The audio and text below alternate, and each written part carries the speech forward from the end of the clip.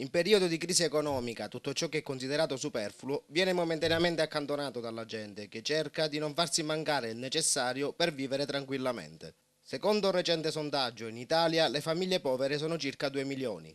Ma c'è una cosa che è indispensabile per la sopravvivenza dell'uomo, a prescindere dalla propria posizione economica, e cioè l'acqua.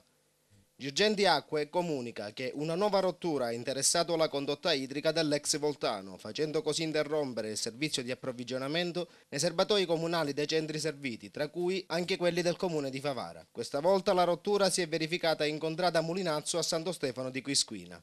Lo scorso 8 luglio invece l'ufficio stampa della società che gestisce il prezioso liquido in provincia ci comunicava attraverso una nota di rotture verificatesi tra i comuni di Sant'Angelo Muxaro e Santa Elisabetta. A causa dell'ultimo stop causato dai guasti, l'acqua nelle case dei favaresi in alcune zone è arrivata dopo 15 giorni. Il 13 luglio, cioè 3 giorni fa, Girgenti Acque diceva che per ovviare ai ritardi accumulati nella turnazione idrica era stata potenziata la dotazione nel comune di Favara e che nei progetti dell'azienda c'era l'obiettivo di far arrivare l'acqua nelle case dei cittadini di Favara un giorno sì ed uno no. Del problema si era anche interessato il presidente del Consiglio Comunale di Favara, Luca Gargano, che lo scorso 7 luglio con una nota chiedeva un incontro urgente con il responsabile aziendale di Girgenti Acque per discutere sulla grave crisi idrica che persisteva sulla città di Favara. A distanza di pochi giorni, non avendo avuto nessuna risposta in merito, torna a riscrivere alla società la seconda carica istituzionale politica favarese, chiedendo ancora una volta un incontro urgente con l'ente gestore. Questa volta ho chiesto anche che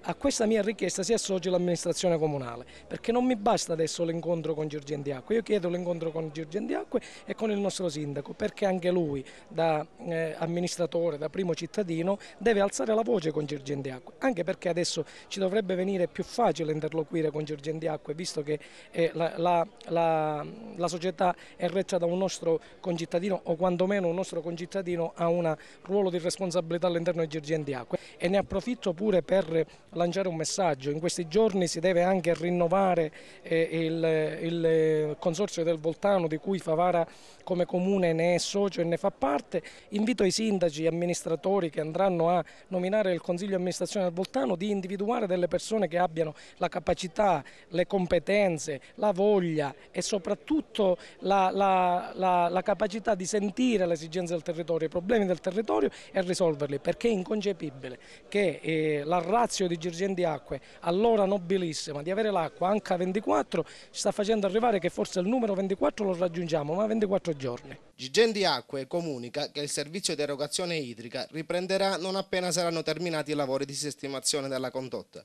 Speriamo, aggiungiamo noi, che siano brevi. Comunque i cittadini di Favara, per qualsiasi informazione, possono contattare l'ufficio di Girgenti Acque al seguente numero di telefono: 0922 44 15 39.